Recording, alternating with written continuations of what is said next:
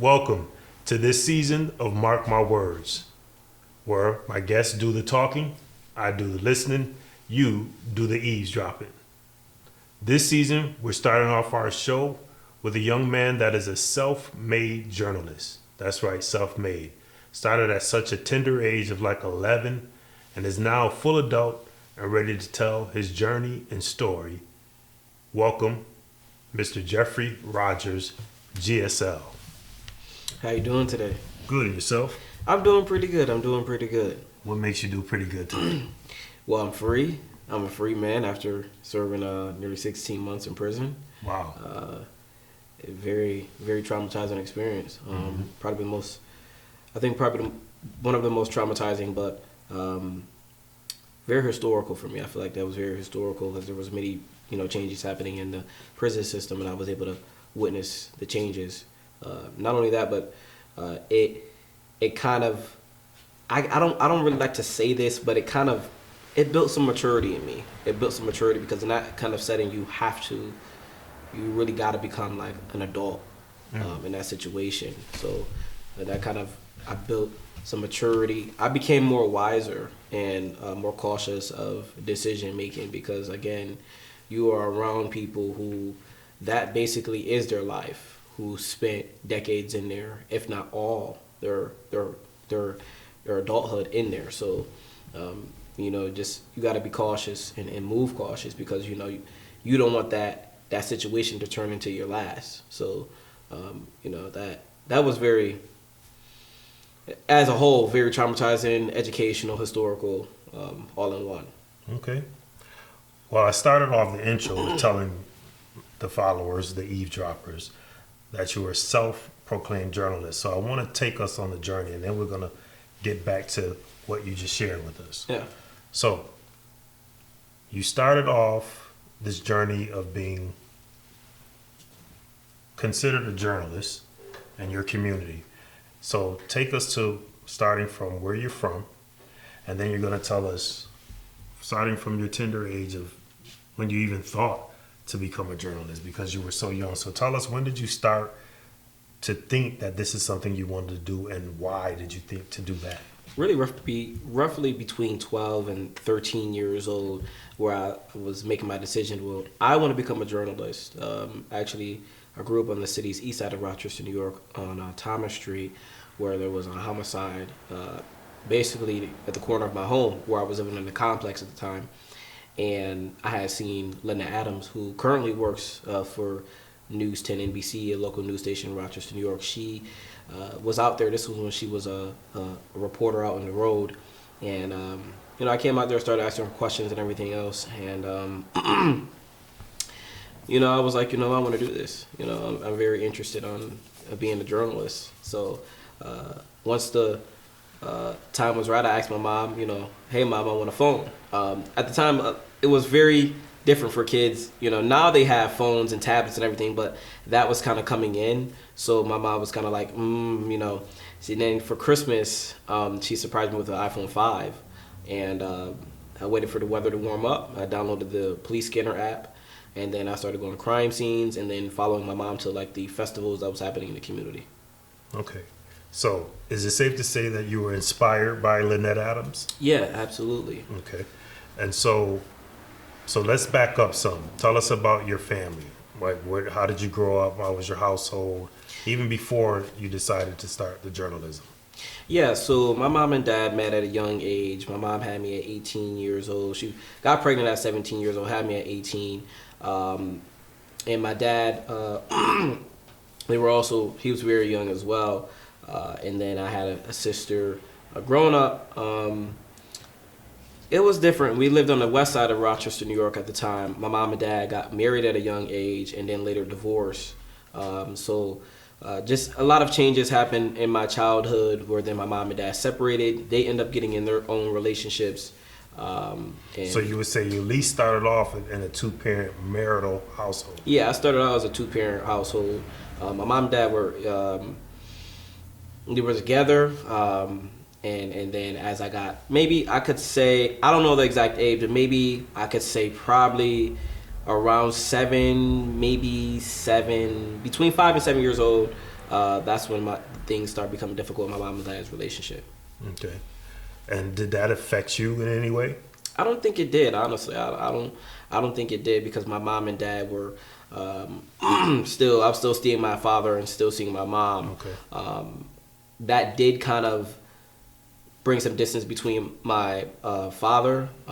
So that was You difficult. and your father? Yes. So that kind of brought a distance because now I'm majority with my mom most of the time. So at that point, when you're seeing your dad every weekend, it kind of distanced our relationship. So that was a little bit more difficult just to deal with.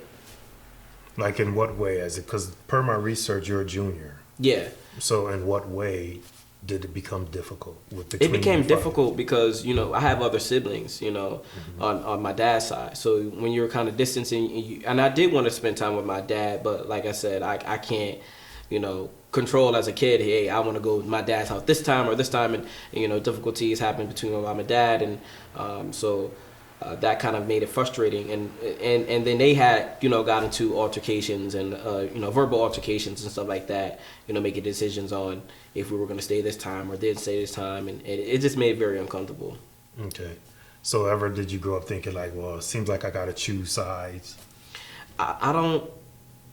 Well, probably. I think as a kid, you don't really know because these are both your parents, so you don't know. Like, gosh, I love my mom and I love my dad, so it's like you're in a tight position. Okay. It's like a difficult position as a kid. It's like I don't know what to do. So me and my other siblings, we would just talk about this amongst ourselves. Like we don't know what to do. We just trying to really go with the flow, make it work. Okay. So pretty much you had a decent childhood. I had a very good childhood. Great. So you came up in a decent childhood. You had 2-parent home. Then there was a separation. But currently you're still in a 2-parent home as you grew up through middle school. Now, how did that happen? Yeah, so my mom, she met my stepdad, who she's currently with. They've been married for, I think, almost a decade now. I feel like in almost a decade they've been married now. I think since 2016-ish they got married. Maybe 2017. I don't have the right date, but they've been married for almost a decade. Very good man. Look at him as basically my father. He kind of took over the role once my dad really couldn't be there or wasn't there as much. And he guided me, and basically I was my dad. That was my dad. Still call him my dad, and everybody. He's kind of the more public side, so people basically say, "Oh, he's your dad." So that's how I look at it. So you got some bonus parents thrown in there. Yeah. Okay. So you had 3 effective parents as you were growing up. Yeah, definitely. I also had a stepmom on my dad's side because my dad ended up getting married, so I had a stepmom for a while. She was supportive. She was very supportive, but I noticed things even as a child. I noticed things that just something was like a little, like she was hiding something. So my dad later end up getting a divorce from her, and after that happened, me and my dad our relationship was getting better in 2019. This is when I was actually getting ready, right when I was 17 years old. I started actually riding my bike to my dad's house because he ended up buying a house where I actually going to make the decision to fully move in with my dad. But 2020 came, pandemic came, he ended up moving to Florida, which kind of devastated me. And that kind of broke me. That broke my heart, because I was like, wow, I'm in a comfortable position to actually move with my dad now, and that happened. So that did break me, and my dad knows that. I tell him that did something to me, and mentally, and it just hurt me. It really hurt me because I felt like he left, me and my sister to move to Florida with his wife at the time. And she made the decision, I'm going to move to Florida. He followed her, and that was heartbreaking. Okay, and how old were you then? I was 17. So you were 17 then. So No. Actually, I was 17. Yeah, 16, 17, turning 17. So by this time, you had self-proclaimed, if you will, by then, as far as your journalism. Mm-hmm. Okay. Yeah. So, so basically, I could say Well, it's going to be 12 years since I've been doing this. In this December that's coming up, it's going to be 12 years. Okay. So listening to your story, it sounds like you've always had guidance. Yeah. You've had parents, you've had people that love you. When it comes to your family, when you speak of your mother and your stepfather and your father, were they all supportive of this journey of self-proclaimed journalists? Yeah, my mom was nervous at first because, Rochester's, it's tough. It's a tough city. It's a tough environment to be in as a kid. But I was the type of kid where I wasn't afraid of anything. I mean, if I heard gunshots, I'm riding my bike towards some fires. I'm trying to run in the building and get some footage. So that's the type of kid I was. I was the type of kid that I'm gathering all the kids in the neighborhood, and we're finding out what we're gonna do next. So so you were leaders. I was a leader, definitely a leader. Especially the area I lived in was a lot of complexes. So a lot of kids know me. I'm actually still in touch with some of the kids I grew up with. And I'm glad that I was able to experience that as a kid, because now you see kids. The neighborhood that I used to live in is now empty. I don't even see kids come out there even in the summertime. So it's a little different. Breaks my heart a little bit, but yeah. So transitioning from elementary to middle school, and I want to go to middle school because the age where you started this was about middle school. Yeah, 7th grade. So what school were you at the time? What teachers can you recall, counselors or administrative that were influential at that time? So I did a little bit of school hopping. So originally, when this all started, I was just leaving Rochester Prep, where I was there for less than a year. I moved to Leadership Academy for Young Men, and I was there for about a year or less. Then I went to Monroe High School from 7th grade to 12th grade, where I graduated from. So in 7th grade, there was a little bit of moving around. Between 6th and 7th grade, there was a little bit of moving around. Just trying to find the right fit of schools. Leadership Academy of Young Men, that was where the bullying kind of started at. Because, kids noticed me talking to the school resource officer a lot. I was in band, and I also loved cameras. So the school actually provided me with a camera and made me like the school news reporter. So when you say bullying, because you were talking to the officers that were on school grounds at the time? Yeah. So what were they seeing you as? A snitch, I guess? Yeah, they would see me as a snitch, as like a weirdo, because that wasn't really accepted, and it's not really accepted still today. Right. To see, especially a black young man talking to officers, so that was difficult to. What kind of things would you be talking to the officers about at that time? Just talking to them about life, honestly. Just talking to them about life. They were very friendly. Just talking to them about life and my activities, and they kind of gave me motivation. So that was our relationship between me and the officers, and I kind of grew throughout my entire childhood, middle school and high school, and currently now. Where you established a relationship with the RPD. Yeah. And it started as early as 12. Mm-hmm. Okay. So children started bullying you, and how did you take that? It was difficult because it was physical bullying too. Got poked in the eye with a pencil, slapped in the back of the head, thrown around, sexual assaulted and almost a sexual assault in the bathroom. Just all types of things was happening, and that was difficult. That was very difficult because I knew it wasn't normal. But it was very difficult to reach out, because once you reach out, you still got to see these kids for the next, year, and possibly more. Right. So when you say reach out, it was difficult for you to report or tell it? Yeah, it was very difficult for me to report or tell it, but I think the staff kind of knew, because I would kind of wander out of class. 7th grade and stuff like that, you're able to walk around the school. You kind of got more freedom in middle school and high school, so you're just able to walk out of class if you really want to. So I really hung around like a lot of counselors, or used to go like really early and leave the cafeteria and see some counselors and talk to them.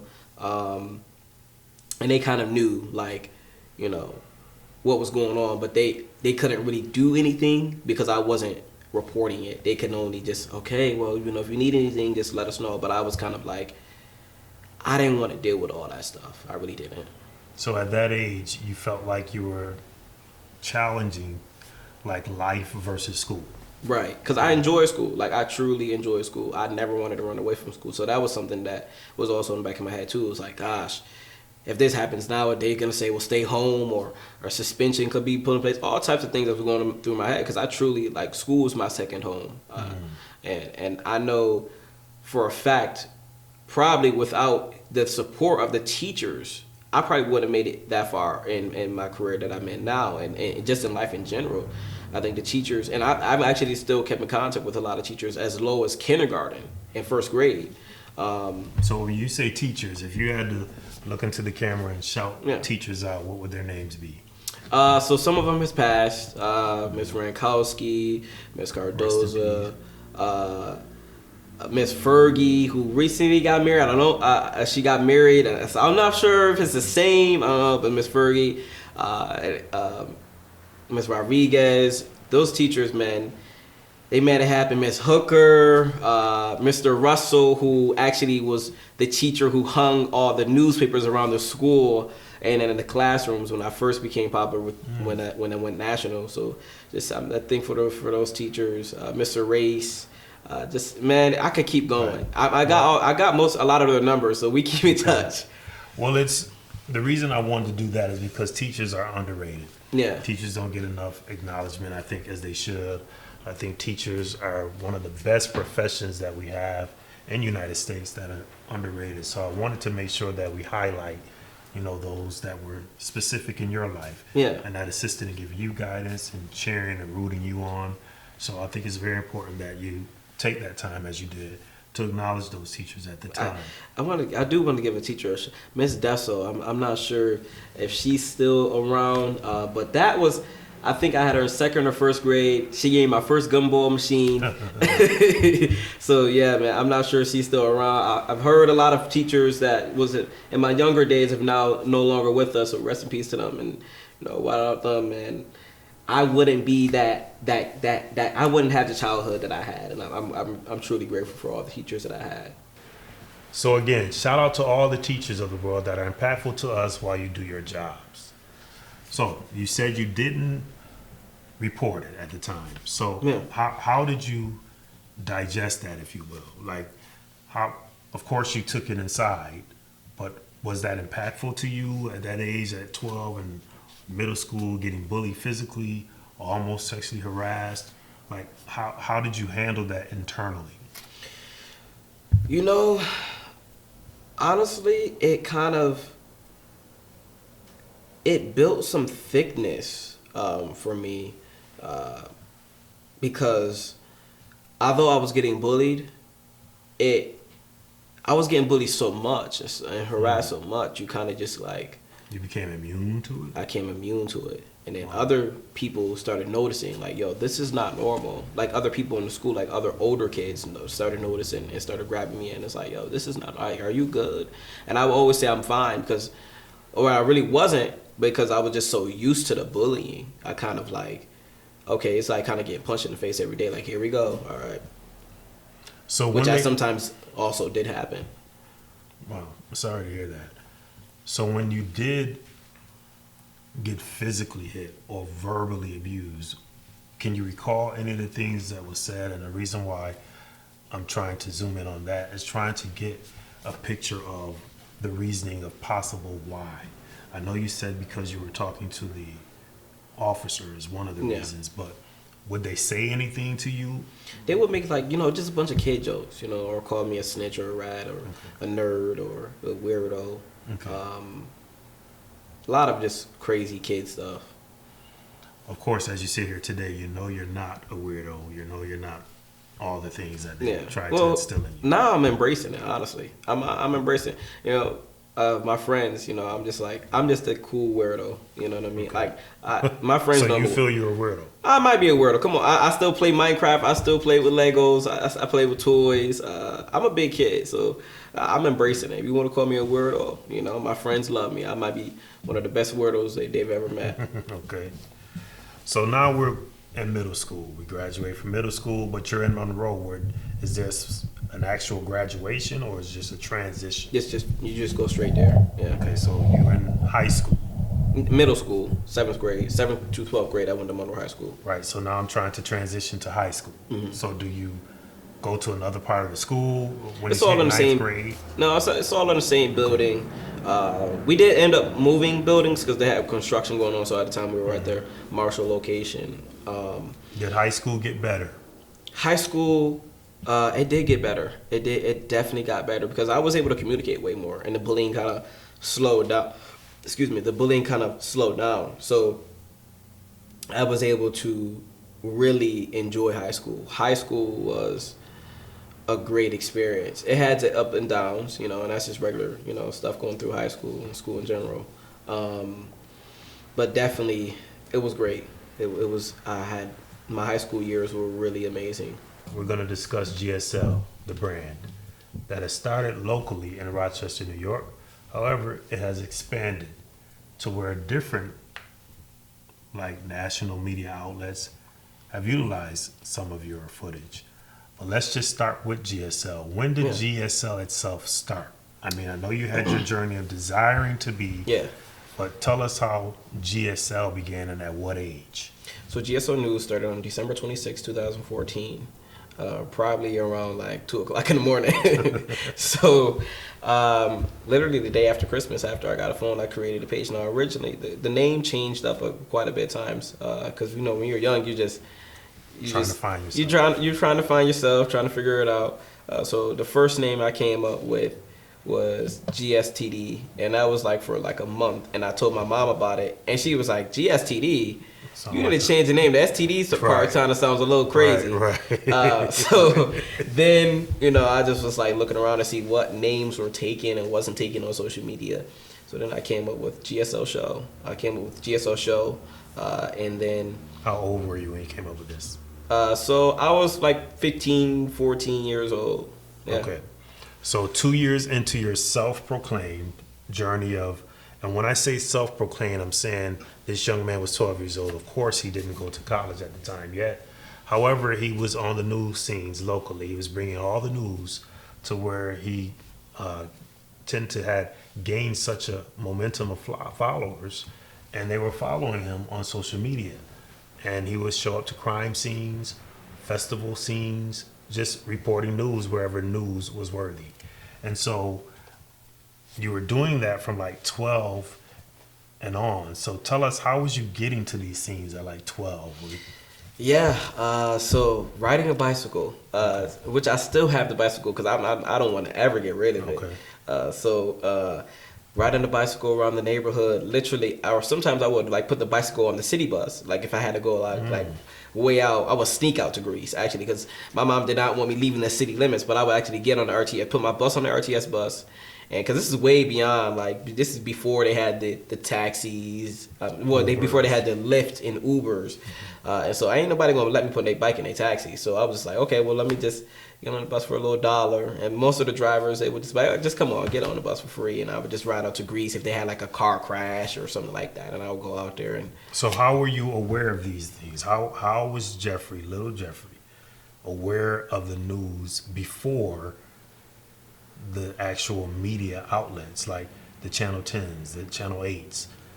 How were you notified to even know to get on your bike or get on the bus? Right. So at the time, this is before I just had a phone. I didn't have no equipment, no camera, none of that stuff. So I would just download an app or be in like crime group chats and literally look at what's going on, or people would be driving by like, look at this huge car crash or somebody just got shot, and I would just literally get my bike and go there as quick as possible, drop everything and just go there. I don't care if it's raining. I even attempted to ride my bike in the wintertime in the snow. No matter the time. No matter the time. Sneaking out at nighttime, sometimes at 2, 3 o'clock in the morning, going to a house fire or a shooting. So I have to ask, because again, I have to make sure you guys stay with us that he's 12 years old at this time. So when you just spontaneously get up out your house and just leave out, do you tell your parents, give us a scene? Absolutely not. Absolutely not. I would that time. So you would just run downstairs past the family and go outside? Well, I would sneak because my mom at the time was working a lot, so they had I already knew their schedule. Like once at 12 o'clock, they could sleep. Doors is shut, so I'm just sneaking out. But that's late night. This right? is late night, yeah. But when you had to do it in the daytime, Yeah. do you, again, how does that look? Do you just get up and you just run outside and get on your bike? Yeah, so a lot of times I was already riding my bike around the neighborhood. If it's like this is summertime, springtime, I would ride my bike around. I'll be riding around my bike all day around the neighborhood, just looking for stuff or just looking for something to just video. You know, like I was sometimes even talking to construction workers in the neighborhood and just talk to them and wait for a news story, or maybe just interview them, find something to report on. And that's it becoming. If I'm home, I had like a little office area in the basement that they created. My mom created for me, and I would just be on my computer there and wait for a call, and then run up the stairs. Or if I'm in my room upstairs, I would run downstairs and fly. I'm talking my feet would probably only touch 2 steps, and these were pretty like long steps. So I would just like fly down the stairs and be gone. Okay, so I'm pretty sure your family got used to that. Oh, yeah, they must be running to a scene. Yeah, they was like, oh, just hey, be safe. Okay, here we go. Okay, so now you're building this rapport, this community rapport as a young man. You're talking to firemen, you're talking to construction men, you're talking to officers on sites. Pretty bold of you to be that bodacious, to just say, I'm going to go up to these people because your stature, not only your age, but your size, you know, so what gives you that boldness? Talk to us about that boldness that's taller than you.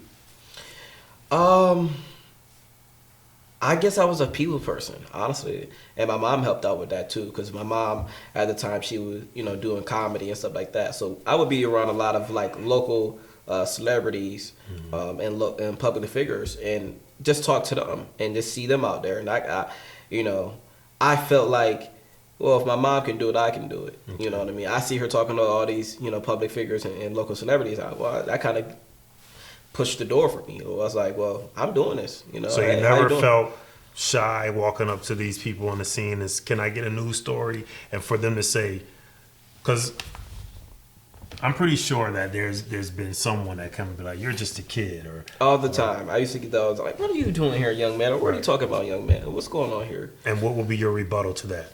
I'm just a news reporter. I'm a young news reporter. I'm trying to become a news reporter. Can you talk to me? Can we get an interview? Something. And most times they would give me an interview.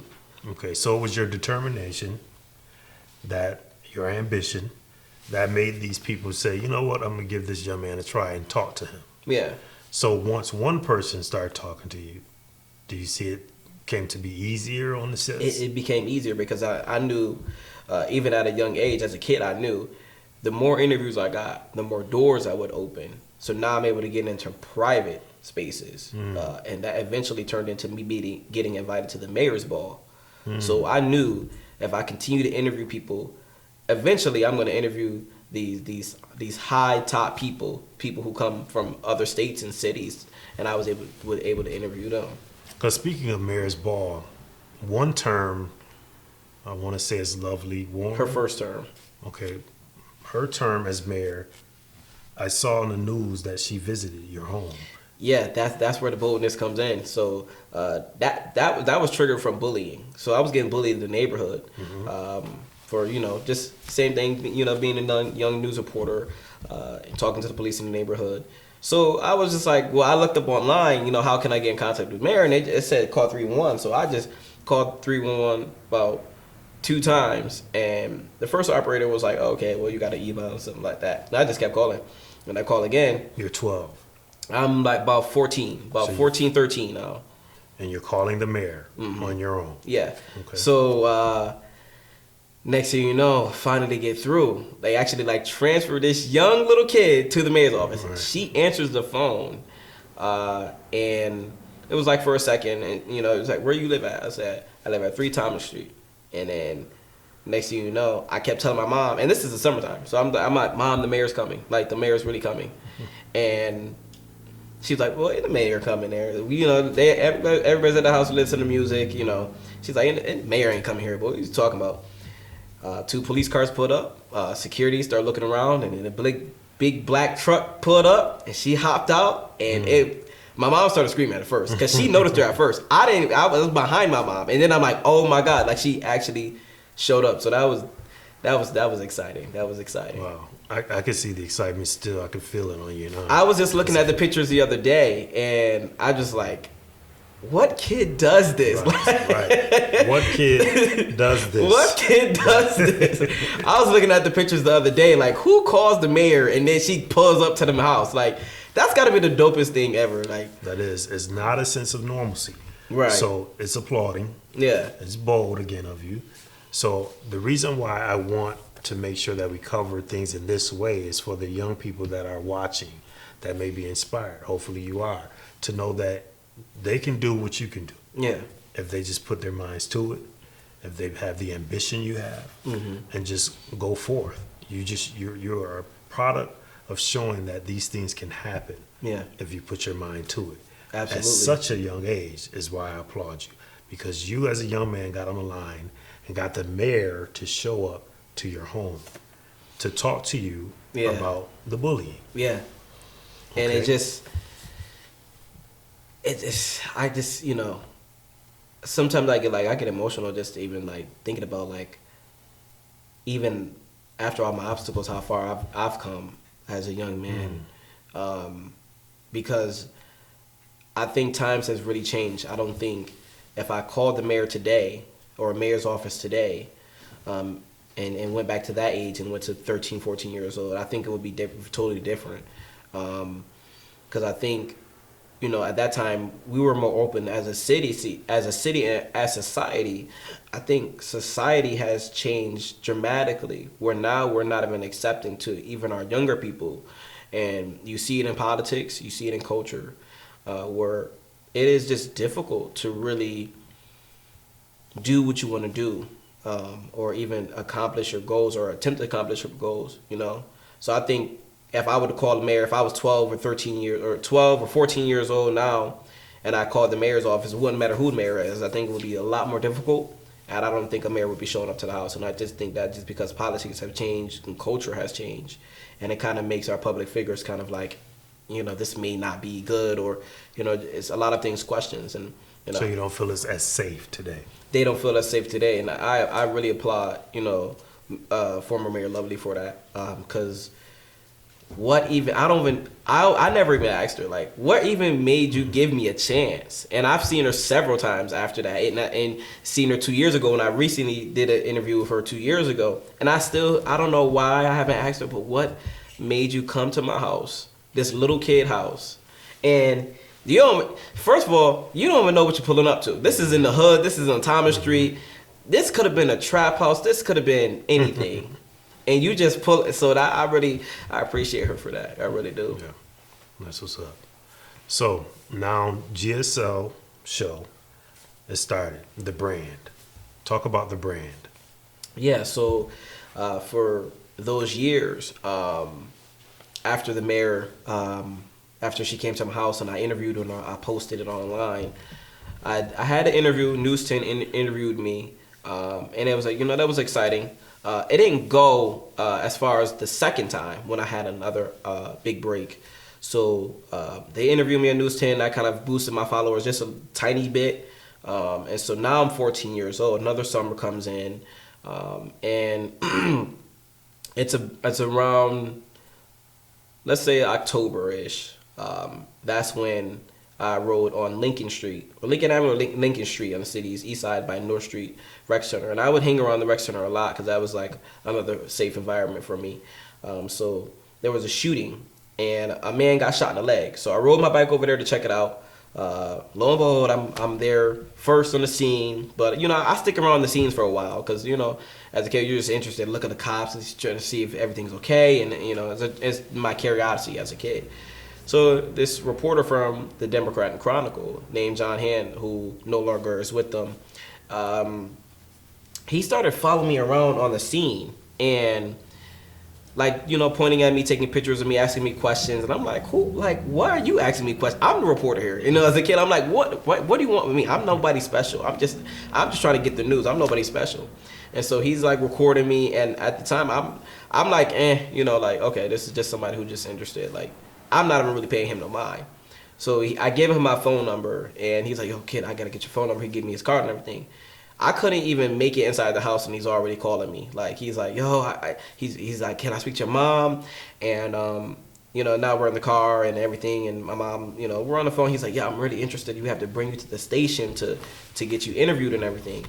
And I think the next day or two, that's when Virginia Butler interviewed me, who's also no longer with the Democrat and Chronicle, and it took off. Like, it blew up to the point where, like, BET, The Ellen Show, The Real Show, CBS This Morning, they were all interested and aired me, and so that was really exciting. So it blew up. My followers went up. I became very popular in school, like very popular. Like, there was newspapers in there. So no longer is it bullying. Now it's more like fans. Now it's more of like fans. So now it gets exciting now. So that's where I was able to create a circle around me, and it was really, that was a blessing. Honestly, that was a blessing. My teachers very, very supportive because they wasn't letting anything happen to me. So this is where GSL birthed? Yeah, so this is where GSL became bigger. Because GSL made the Facebook page in 2014, December 26th. But this is where it blew up. Okay. So the name was still GSL Show at the time. And it just blew up. And so I kind of used that and took that to my advantage. And more doors continued to open for me. So looking at your pin on your lapel there, on your blazer, yeah, that's part of your merch. Yeah. So it's part of your logo and your brand. Mm-hmm. How did you come up with that logo, which seems to be a globe of a world or some sort? Explain your logo. Yeah, so it changed a few times. This one has been here for years now. It was originally like just a bunch of things. Like, I would go on like a paint thing on my computer and just try to make GSL. Then it was colorful, it was rainbow, it was all types of things. And then finally I was like, well, I need to become more professional, like something more like just professional, not like a hot mess, like that doesn't look all sloppy. So then I did some research and just found this logo, and then kind of tweaked it up a little bit, added the GSL on top of it, and then copyrighted it. What is that logo? This is the GSL News logo. Right, but what is it per se? Is it a body of water? Is it a globe? So it's a globe. It's the globe, and then there's three hands holding it of different races, black, white, and maybe Latino or light skin or whatever you want to call it. Okay. I like that because it's like you need everybody together, right, to really for the world. So I kind of use that and say you need all races. And I report on all races. I don't discriminate or anything, and I don't care what political side you're on. I give you a chance. I give people a chance to get their stories heard. Great. I heard you say copyright, so you have that copyright. Yeah, it's copyrighted. So there's possibly another logo change, but it's going to be the same logo. But now I'm making the decision to possibly remove the hands, and that's just because for design, for the clothing design, it's a little bit more expensive to have all those colors in there, and also it kind of looks like I don't want to say this, but it looks like now it's kind of becoming outdated.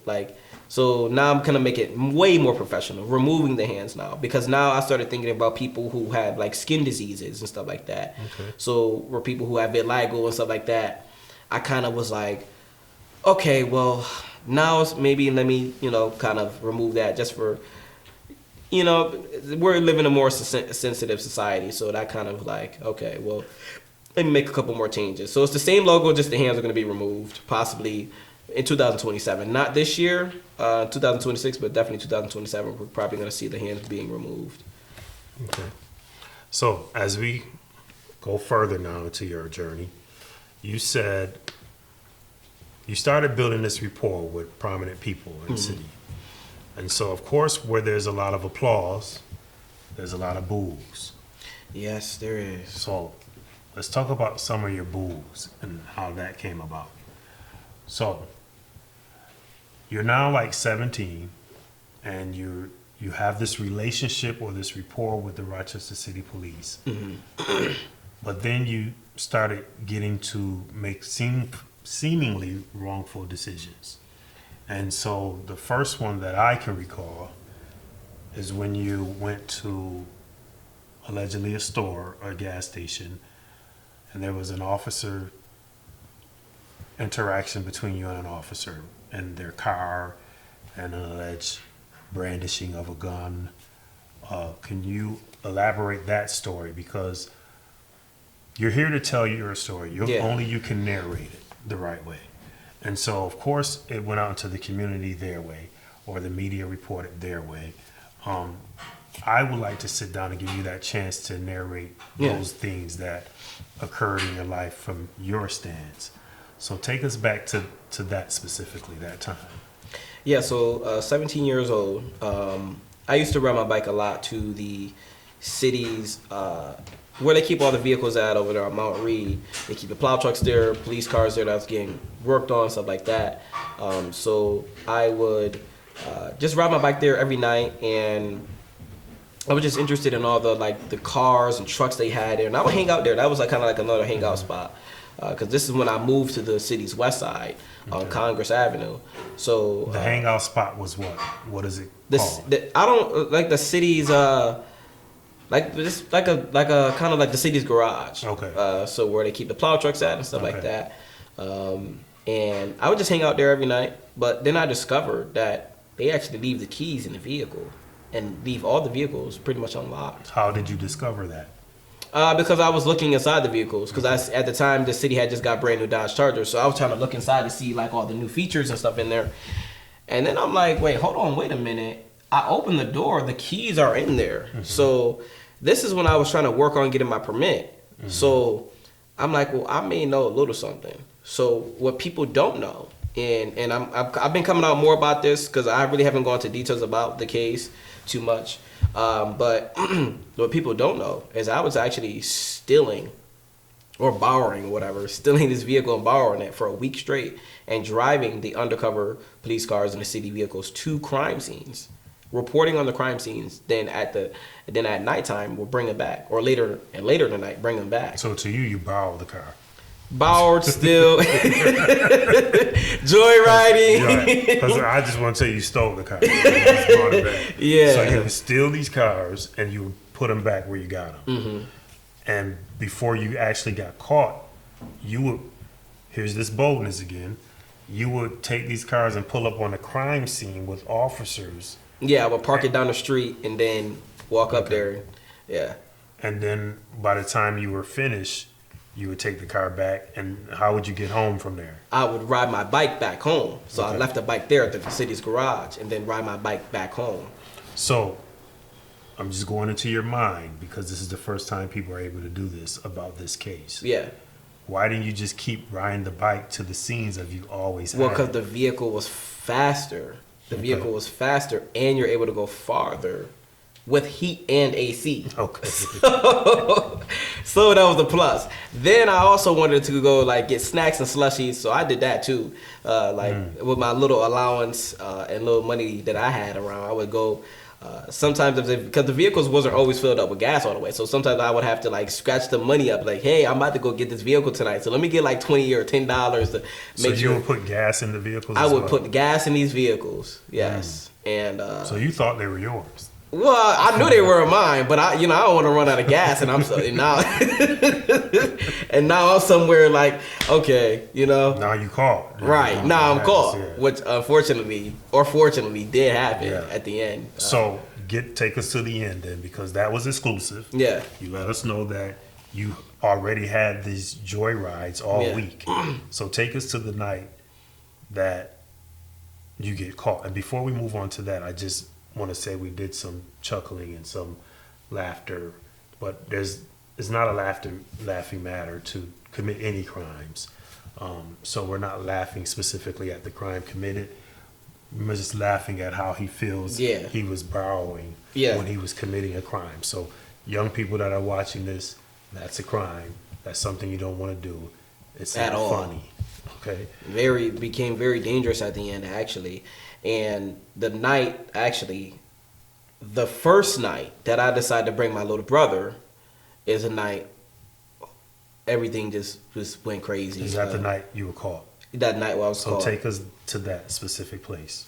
Yeah, so my brother, he wanted to tag along. How old was he? And he was 12. You were 17. Yep. So he wanted to tag along, and he's like, "Yeah, I want to go with you." So I'm like, "Come on, come on."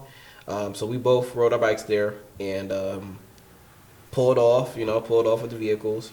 Well, pulled off with the vehicle. So how do, just to give the eavesdropper the depiction, how is it accessible to get in? How easy is it to get in the garage? So I was always riding my bike through the back and then coming through the back gate because nothing was locked. Everything was like free roam. So I would ride my bike through the back gate, then get in the vehicles and drive clean out the front, past security and everything. I don't know if they thought like I was a cop or so security would be there. They would just be smoking cigarettes. Like I remember me and my brother joked around because I have binoculars that I actually took out of one of the police vehicles, and we would like look at them, and me and my brother were like, "Yo, they're just sitting there smoking cigarettes." So I'm just gonna drive clean out. Yeah. Okay, and so you drove out. Mm-hmm. So we drove out. He's the passenger. Drove out. Went to go to a gas station, got some slushies, and then I seen these kids in the neighborhood that used to bully me. That was bullying me at the time. Mm-hmm. And I seen them, and this is around like Upper Falls, Clinton area, and unfortunately I made a bad decision to chase them. So I chased them off their bicycles. In the vehicle? In the vehicle. So I chased them off because they were right in the middle of the street. So then I made them jump off their bikes and hop a fence, and then I stopped chasing them. I guess a 911 call went out and said I was chasing the kids, and there's a car chasing them. Recklessly. So then I go to the gas station. I go to a gas station on Portland and Clifford. I think it's Portland and Clifford, if I'm not mistaken. And that's where a guy noticed me this is a neighborhood guy who noticed me, and he started threatening my brother and saying he was going to shoot us and all types of stuff. He had a gun.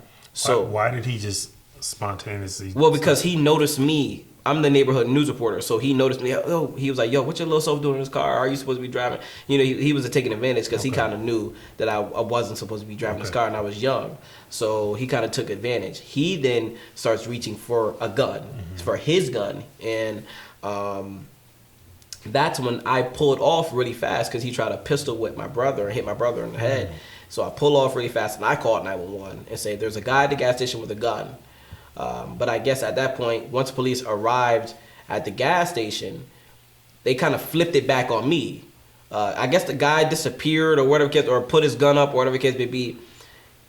Then they flipped it back on me and tried to say I was brandishing a gun. I did have a BB gun, but it was never pulled out. It was like put under the seat or something. But it never came out. That's why I was confused when the news stations came out and said I was pointing a gun, because I know I'm not pointing any gun in the neighborhood. So because that could be real deadly. Yes. So I don't know where that came from. I think because they found the BB gun on me and then a 911 call said somebody's with a gun. I'm assuming the 911 operators or the news, somebody in between didn't communicate properly. There was a BB gun in the vehicle under the seat, but I wasn't the one that brandished a gun. I called 911 and said there was a guy at the gas station with a gun. So I think there was some miscommunication or some confusion there. But you didn't stick around because you were in the middle of a crime yourself. I was in the middle of a crime myself. Right. So then I pull off, and I was making a decision like, yo, I gotta get out of this car. I have to get out of this car. We have to. So I was telling my brother like, we're gonna have to like run. No, we're gonna have to park this car here and run, and we're gonna have to just probably like walk back and make it work. But we gotta get out of this vehicle. Before we could do that, there was police already like on us. Like they were camera rooms, the cameras and the police cameras. Like we got the vehicle that was driving recklessly. We also got the vehicle that was a part of this gun situation at the gas station. So then they pulled us over, surrounded us. But before I got out of the car, I called the mayor. I called her. This is probably like around 11:30, 12 o'clock at night. I called her. The same mayor that came to your house? Yeah, Loving Warren. I call her. And I'm like, I'm in some trouble. They have guns pointed at us right now. They're saying, get out. We're here. The K-9 unit, state troopers are here. It's bad. So she's like, just give the phone to the police. And then I get out of the car with my hands up, and I'm like, it's the mayor on the phone. It's Geoffrey Rogers. And the cop said, I don't care who it is. Put your hands up. So I'm like, have the mayor on the phone, relax, Geoffrey. And then one cop goes, is that Geoffrey?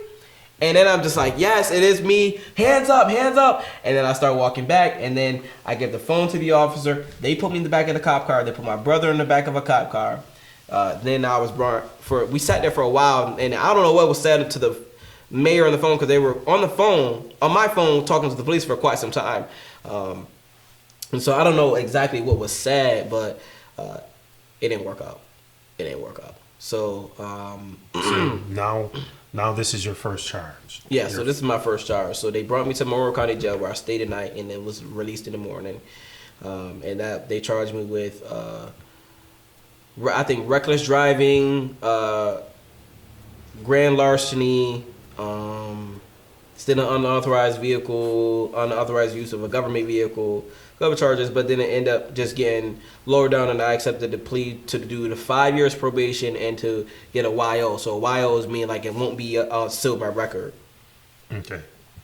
So that's your first criminal activity that kind of went viral here locally in your hometown. And so then that's when your boo started a lot more. I started seeing the comments, or reading comments as I did some of the research back then. They were, oh, he's a thug, he's a criminal, he's a crime, he's not really what he's making himself out to be. So that's when you kind of took a turn where a lot of your followers had gained some confusion. But then you had a lot of followers that was like, oh, he's a kid, he's young, he's making wrong choices, which I agree with as well. Sometimes we all make wrong choices, especially at that age. However, that's where it seems like your fans and followers started dividing. Yeah. And from that point on, it stayed that way. You were getting some applause, then you were getting some boos. Mm-hmm. So after that, what was I think it was it the Maplewood part?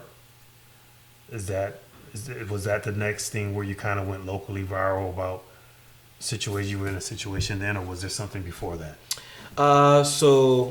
Well, there was another case that I had going on, but I kind of kept that one private. I made sure that my attorneys and everything else was keeping that private. How old were you at that case? So I was 22, no, 21. I was 21. In March 2023, I made it a horrible decision. So I was working on in Buffalo because they had some pretty big fires out there and some interesting news out there that I was reporting on. At the same time, I was also doing like research on smash and grabs because people were getting away. So I was thinking about doing a story on it. But then I realized how easy people were getting away with this stuff. And I was like, well, I kind of want these video games. I kind of been on my wish list for a while. So around 10 o'clock at night, I was in Buffalo and I put like a COVID mask on and put my regular North Face When jacket you say on. COVID, the culture will notice that as a poo shiesty mask? No. This is like a regular, like a doctor's, like a, when you're sick or something, you put like a regular mask on. Okay. The ones like the regular blue ones they were during the pandemic. So I had one of those and I put it on and I walked in the store. I broke the glass display that they had and I took the games out. Ran out the store, went home and played them. 3 months later, detectives came looking for me, asking me about a robbery, because at the time I was still on probation for the police car situation. So they came at the probation offices, started asking me questions, and I really wasn't trying to ask them no questions. So I was like, let me just see the evidence they had. And so they had a packet about this thick. It was about this thick of just frame by frame and phone records tracking me all the way back to Rochester. So that was always back in my head. So because I wasn't trying to answer any questions for them, they were like, well, okay, we might call you tomorrow. We might call you next year. We might call you next week. But whenever we call you, turn yourself in. So how did you get to Buffalo to commit that crime? So I have a car. At that time, you had your own car. Yeah. Okay, so you heard about the smash and grab. Your intent at first was to go report on some smash and grab. But then you said you saw how easy it was, how people were getting away, and you decided you saw things that you've always wanted. Mm-hmm. And so you went in the store and take me to the store. So when you went in the store, was it full of people? There was people there, but they were getting ready to close, so it wasn't as much people. So what did you break the So I went around with like the tool aisle in Walmart, and I got like a hammer, I got a hammer and like a glass breaker from the tool aisle, and then I went over to the gaming aisle. But before that, I grabbed a bin. So I went to the tool aisle first, then I got the tools I needed to break the glass. Then I went to the bins, got me a bin. Then I went to the game aisle, put the games in the bin, and walked out. I literally walked. I didn't even run out of the store. I literally walked out of the store. So here's your boldness again. Mm-hmm. So you were bold enough to, in that order, Mm-hmm. you went and stole the hammer, and then you went over to. Well, technically, I didn't steal the hammer because the hammer never made it out of the store. I left it in the store. Oh, okay. So you borrowed it. Yes. Well, I borrowed it. With the Okay. tag was still on the hammer too. Okay, so Yeah. you broke the merchandise cabinet, but then you went to get a bin to put the things in. So you're walking through the store. Yeah. Then you leave out and no one stops you. Usually So they attempted to stop me. Unfortunately, I made the decision to then pull out a pocket knife, which was already in my hand, because just sometimes you have to cut the tags and stuff off, the security systems also. That was like already in my hand. I kind of like pulled it out a little bit more because I didn't want anybody to get injured, and I also didn't want anybody to hurt me while trying to stop me. So I unfortunately pulled out a knife, and that's when the workers kind of like stood back a little bit, like, okay, we're not gonna mess with them. There was one worker who then tried to grab the bin out of my hand, and then I kind of snatched it back from him because he kind of backed off too once I kind of like, I'm brandish the knife. the knife, right? Yeah. So, as you say that now to me, as you tell that story out loud, do you yourself hear thug? I can't believe, like, and I don't like using the word hate, but like, I hate that I had put myself in that position. That was just, and even like before I got out of prison, I went back and looked at my case, and I just was like, I can't believe this was me, because it's like, that's not me. That's not Geoffrey Rogers. That was just a bad impulsive moment where it was just like, it wasn't needed. It wasn't necessary. I agree. Totally agree. But speaking of impulsive, I want to read something to you here.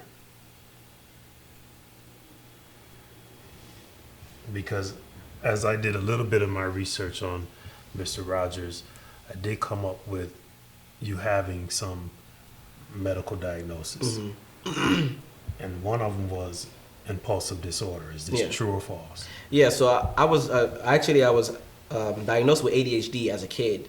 Later, the impulsive happened. Got diagnosed with impulsive disorder when I started going to therapy and started making some horrible decisions. So then my doctors and therapists didn't diagnose me with that later on. But I always, as far as I know, since I started like maybe like third grade, I had ADHD. So when I just want to read quickly the impulsive disorder to the eavesdroppers here. Impulsive disorder, more formally known as an impulsive control disorder, is a mental health condition characterized by a persistent inability to resist strong urges or impulse to perform actions that are often harmful to oneself or others, leading to negative consequences like property damage, when you said you broke into the store cabinet, legal issues, you were convicted of 2 different crimes at this time, or relationship problems, you were having some relationship problems on the internet with different people, with symptoms including growing tension before the act, pleasure or relief from acting, and subsequent guilt or regret, as you do sit and regret, as you said earlier. I want to say I hate that that I put myself in a position, but I want to say regret. No, okay. I don't want to live my life and say I regret that decision, because nobody got hurt. You know what I mean? I think that was, I don't want to say it needed to happen or had to happen, but I think it happened for a reason. Because at that time, there was a lot of things also going on in my life where it was kind of like, mentally challenging. Like there was just things that I just wasn't doing right. You know, like I wasn't doing things right. So once the detectives came and looked for me, you know, I was like, okay, well, let me relax. Let me try to get my life together a little bit because they talking about some prison time. So So when I read this, had you ever known the definition to this magnitude? I didn't like know the actual definition, but I knew like the ins and out of it. So you just knew it fell under mental health. Yeah. So it's not coincidence that as I read verbatim Webster's dictionary definition of your diagnosis, that you fell into things categorically. Yeah. So it's safe to say that you have lived out some of these instances in your life with this disorder. Yeah. And so have you ever been taking meds for these disorders? Or? Yeah, so I was taking medicine as a kid, but I did not stop because it became embarrassing, and then I was going to therapy. What was embarrassing? Taking the meds? Or? Yeah, taking the meds, and like when I was younger too, it wasn't really as accepting. But now more people are coming out about it. People are coming out about their disorders and their mental health challenges, and so now I'm just like, well, I'm kind of embracing it. I'm kind of embracing it because I feel like it built me who I am. You know, just even having ADHD as well. Like, so when you say embracing it, are you ashamed to take meds today? no, I don't currently take any meds, but it's something I've definitely been looking into again. Right. Because I had some conversations. You know, I don't want to put their business out there, but I have some conversations with some people who are very successful, and has been in the same business that I'm in. And I didn't even know, but they some of them have ADHD, some of them have, you know, mental health challenges, and they're very successful. You would never know, and that's because, you know, what was explained to me, they take meds, and so it's something I'm looking into now, you know, because the world is changing. We're more accepting and more communicative when it comes to mental health. Right. I applaud you for wanting to get on that journey of medication. I also think it's a great idea, because we don't want to see you go back down that path again of making the wrong decisions, making the wrong choices, that causes you to live out that definition. Yeah. And the reason I read that definition to my eavesdroppers is not to give Mr. Rogers an excuse, but I believe in reasons. So in life, we go through having excuses and then we have reasons. And once I found out about his diagnosis, I decided to read up on it. And when I read that, it was like, wow. After I researched some of his criminal activities, it fell right into the definition. So I would categorize that as a reason. It is no excuse, though, mental health, to go out and commit crimes. It is no excuse for us to do things and then run to mental health, Yeah. as we know some people may do. However, you didn't know word from word verbatim of that definition, and you fell into so many of the categories without even knowing it due to your diagnosis. So I just would feel, if I'm glad that you're going to take medication. If you're on medication, then it could have rerouted you from the decisions you were making. I definitely think it could have rerouted me, but I think because I recently started embracing it. I think if I embraced it a little bit more, talked about it a little more, I may have not been sent to prison per my lawyer. My lawyer said, well, why didn't you tell me any of this about this? Why didn't you talk about this? Because there's laws and things put in place for people who have mental health challenges and who actually have the paperwork documented. They have been diagnosed by this by an actual doctor. I may have not been sent to prison. I may have gotten a program or a better opportunity or someone to talk to. So why were you sent to prison? Now we're going to go to that. Was that because of that Buffalo incident? Yeah. So in 2023, towards the end of 2023, probably we're going to say end of summer, July of 2023, I end up, that was a violation of probation from the police car probation that I was on. So the judge sentenced me to roughly about 80-something days in Monroe County Jail to complete that, just to satisfy that. Like, okay, well, you obviously can't get probation done, so we're just going to give you these 80-something days and be done with this probation. This will close out all your cases and legal troubles that you have in the city. Unfortunately, I had still the case in Buffalo that was going on. So the judge put a body order, and the body order is to So the officers or deputies or guards can come get you from whatever city and bring you to their city to go to court. That happened, but there was a small town, and when they drove me all the way to Buffalo, the town of Amherst is where I committed the crime. The judges said we were not ready. We don't even have things together. And so once I got out in 2023 November, I got out after serving 80 something days, and I'm basically now kind of like a free citizen, but still fighting that case in Buffalo. The new year comes in 2024, and now we're like deep in the summertime. So this is probably like June-ish, and the case is over a year old now. And finally, with the DAs being switched up and everything else, finally they say, well, okay, now we're ready to prosecute this case. We're giving you offer of 5 years again on probation. 5 years again on probation. And so that kind of like, messed my head up, because if they would have came and got me originally while I was serving my 80 days, they were going to have some type of deal where all the time that I'm serving together would just satisfy everything. But that didn't work out. So finally in 2024, in like June 2024, they put me on an ankle monitor. I had an ankle monitor. But right before I got the ankle monitor, since I pled out to the probation already in court, I had recently got pulled over. Before they put the ankle monitor on, I got pulled over outside of Eastview Mall in Victor, Ontario County. They pulled me over because there were just some things with my license. I had a restricted license. Basically, you can drive to and from work. Obviously, you're not working. I don't work at the mall. So I was actually going to the mall. I went into the mall. I was in the mall for about hour and a half, two. I bought 2 suits that were on sale, got some food, and I walked out the mall, and I was surrounded by sheriffs, state troopers, like I committed a crime or something, or a serious crime. And they was like, yeah, you're not supposed to be driving. I'm like, okay, well, that was a big deal. I guess they made it a big deal. They gave me some traffic tickets. I left. The probation officer was like, oh, this is a violation. But before I pulled off, they said, can we search your vehicle? Because at the time, a police officer, I guess in Greece, in Rochester area, had all his equipment stolen. So they wanted to search my vehicle.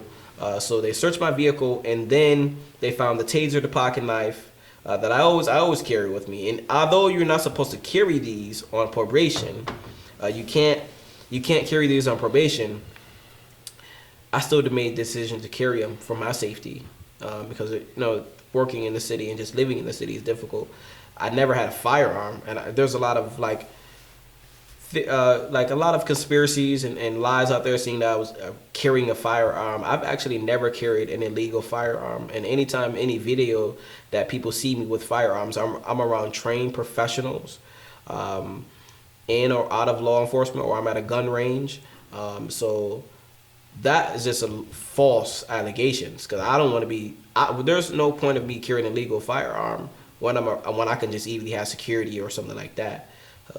And I'm around a lot of law enforcement officers, and most of the time when I'm out, there's always like people around who are legally armed. So I know I can't own a firearm now, but yeah. Right. Wow.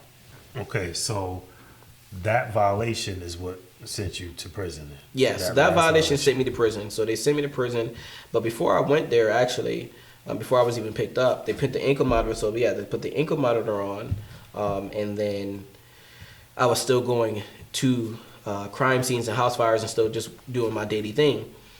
Unfortunately, the communication between me and my probation officer was kind of not the best communication.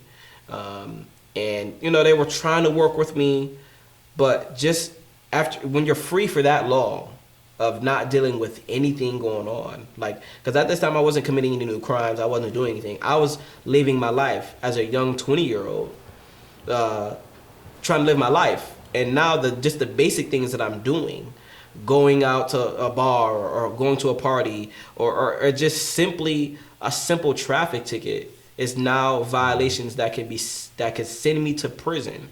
So that became very frustrating, because now I'm back in this system that I've been dealing with since I was a young teenager, and now I have to deal with this again. So now that just it really upsetted me. It was very frustrating, and I guess the probation officer just had enough, and so they sent it to the judge, and the judge didn't put a warrant out. So then I made the decision where I let my ankle monitor die, and it was like, okay, well, once I called the courthouse to see what judge I had, I knew this judge wasn't messing around. This is a judge as known. He's really a hit or miss judge, and he sends people to prison for minor things. And so that's something I researched. So I was like, well, I'm going to let this die. I'm going to let the ankle monitor die, and I'm going to try to get myself, my finances, and everything together, because I could possibly go into prison. So when you say, explain to the followers or the eavesdroppers when you say let the ankle die. Yeah, so so you have to charge the ankle monitor, and that's what you're legally supposed to do. You're legally supposed to charge the ankle monitor. And you decided not to. To no longer, because I didn't want to cut it off, because I'm not gonna pay no. I think it was like the charge was like $80 or $70. I'm not paying $80 or $70, so I'm like, okay, well, I'm gonna just let it die, because I don't want to pay y'all the money. I could walk around with a dead ankle monitor all day. I'm not gonna pay that $80, so I just walked around with it for like 4 days. And within those 4 days, I was covering a lot of positive community events that was happening. Was Maplewood one of those? So at that time, I wasn't covering it, but I was taking videos and pictures, because I was like, well, maybe I should cover this event. But I was actually out just with a couple of friends, because I knew, like, I got to go all out. I'm about to have me some fun before they come pick me up. So that's what I was going there for, to just enjoy it. And when it first started, it was a very positive event. The person who was hosting the event actually did a few other events that I actually did end up reporting on. They had like a kickball and everything else, and that whole weekend was amazing. So you were there with your ankle bracelet that was now ran out of power. Yeah, so it was like on his last bar when that situation happened.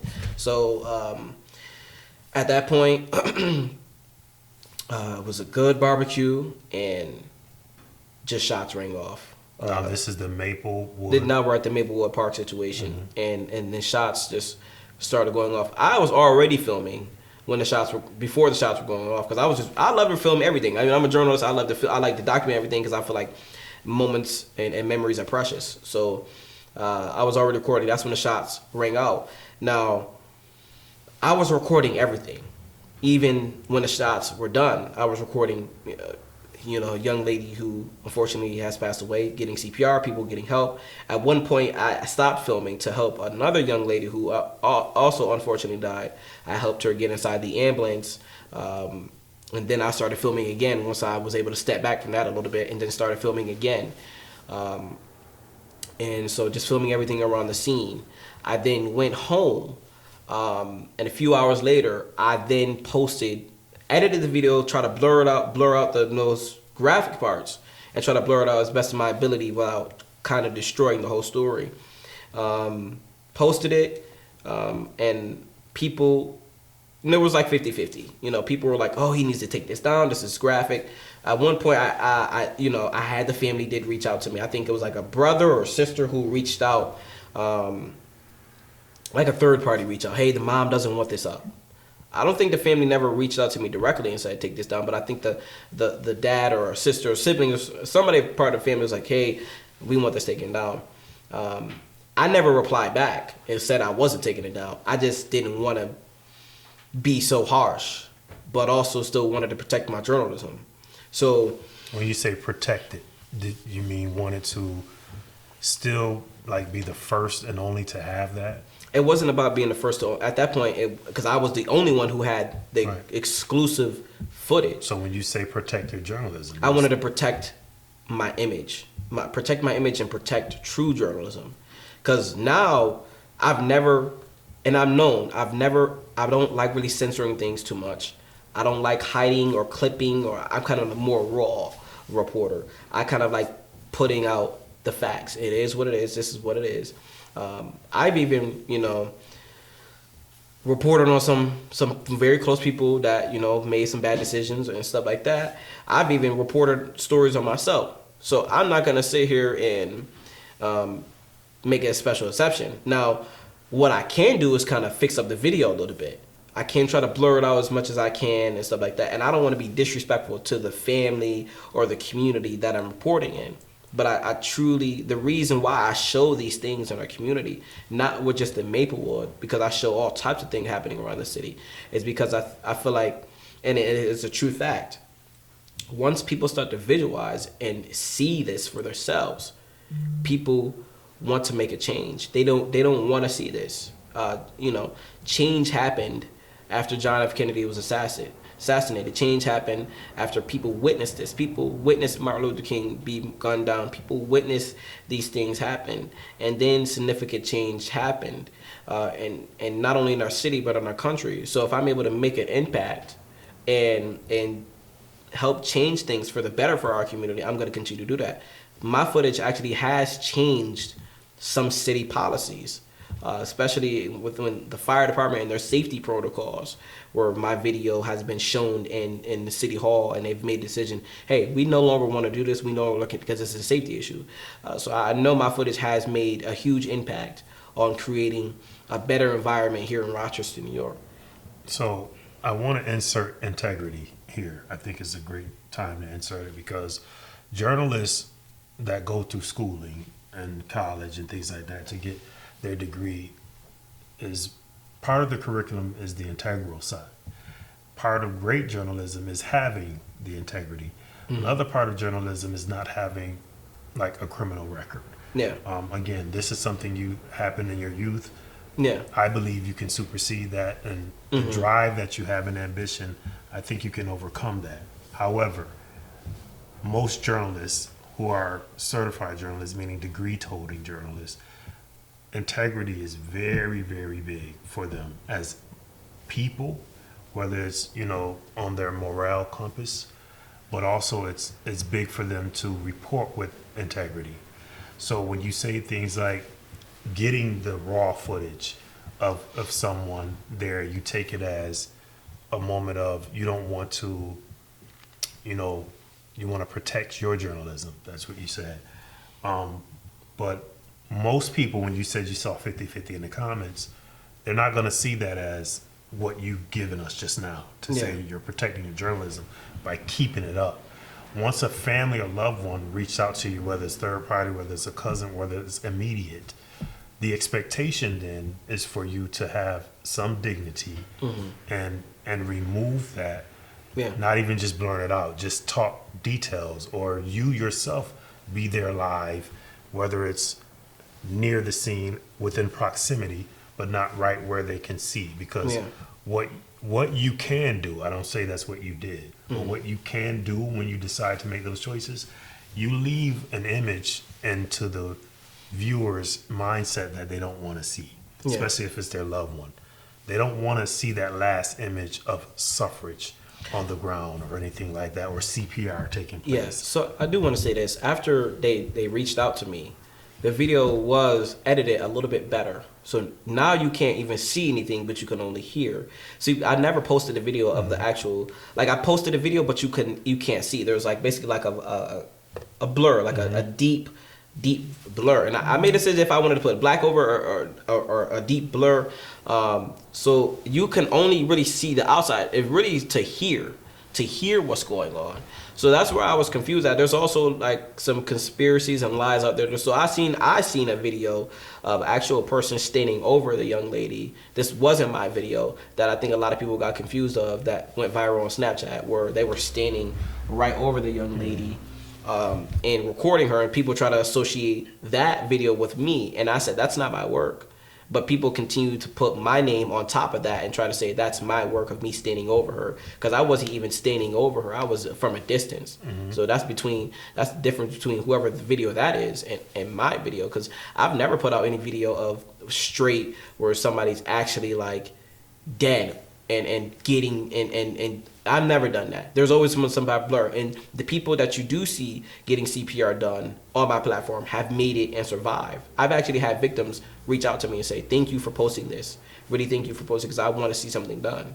So what's your take when I just spoke and gave you the spill on integrity? What do you think of that? I've talked about this with journalists who've been around longer than me, and I think that just that comes with being in the field longer, getting older. But right now, I feel like I'm young, and I don't want to make that an excuse either. But I feel like right now I'm young. Because you're how old as you sit here today? 24. I recently just turned 24, so I think it's deeper than integrity. I feel like it's deeper than integrity. I feel like there's more to it that people don't understand. They don't understand where I'm coming from. And the people who do understand, they get it. They truly get it. So the ones who don't get it, those are the ones that jump on you because then you get jumped about it? Yeah, so after that occurred about 2 days later, I made the decision to go to the memorial. So there's also a lot of lies about that for people who are telling me they called me or messaged me or posted, never show up. So that was all false. Actually, investigators also went through my phone and did deep internet searches. There was not a single post telling me not to come. Nobody never called. Phone records were put. Everything was put because police were actually making a decision and asked me to make a decision. Do I want to charge any of these young ladies? So there was a lot of lies out there saying that they reached out to me and told me not to come. It's actually the total opposite. So I was getting phone calls and messages that I still have today of people saying to come to the event. What would make you yourself make that decision after, because you heard the hoopla in between those days, the rumors, the conspiracies, you heard them all. So you heard that at least the family was upset. Yeah. Okay, say you want to just not listen to the community, but you Right. knew the family was upset. Yes. And you decided to go where the family was. Right. So once people started reaching out, I was confused, honestly, of who was family, who wasn't family. Like, I was just confused. All I was like, was people was reaching out, just come and support. Come and support, and we think this would be good coverage. And so you went by yourself. And I went by myself. I couldn't, my security, who I usually have, none of them were available because this was kind of an abrupt situation where I made the decision at the last minute to go to the memorial. I wasn't even going to go, but I just made the decision to go. I got dropped off there, and me being there within 5 to 10 minutes, I had got some footage. And the reason why I went to the memorial too, because I try to go to almost every memorial when somebody's murdered, especially in a situation like this. And people who've been following my page for a while, they know that I try to go to every memorial. I try to support and I try to highlight the family and give them a voice. So that was my whole goal, to give the family the proper voice that they deserve, that their loved one had passed away, and what they want the community to hear from them. So what happened? So I started filming. Right after they prayed, a young lady told me to leave. I'm not supposed to be here. So I left. I was getting ready to leave, put my phones in my pocket. As I started turning around just a little bit, I heard feet coming up behind me as quick as possible. And that's when the first punch went up. And then everybody else started jumping on top of me. One person actually sliced me in the neck. I don't know, it was like a pocket knife. I didn't notice until after, but somebody pulled out a gun and tried to pistol whip me. And it was very, very chaotic.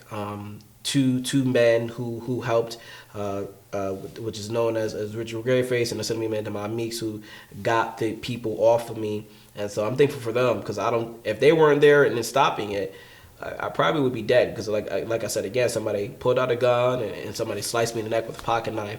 So that was just a little brutal. So all the punching and kicking, and then I got spit on and everything else is going on. I got punched enough where I basically was like getting dizzy. So once I was able to like kind of run, I ran into an older lady. So she's like, "Come on in for safety." But then I realized that they were kind of surrounding the house and shots could be let off. So now I ran through her backyard, hopped a couple of fences where I didn't find that they collapsed, and then was picked up by Assemblyman Demond Meeks and Captain Bello, who came to the scene, and where I was then transported to Rochester General Hospital, where I finally just passed out in the back of the vehicle. I woke up in the hospital bed, and yeah. Sorry to hear all that has happened to you. However, I must ask, do you feel that all that happening was worth that footage you were trying to get? We'll have to see, honestly, because I don't think it's over. I think we'll just have to see. was it worth it or not, or When you say you don't think it's over, you don't think what's over? I still think there are people who are still making their final decision on if they want to continue to support the platform or not. But not that, because I see you, since you've been home, you have a lot of people still willing to support. But I need answers on this specific family, this specific event. Mm-hmm.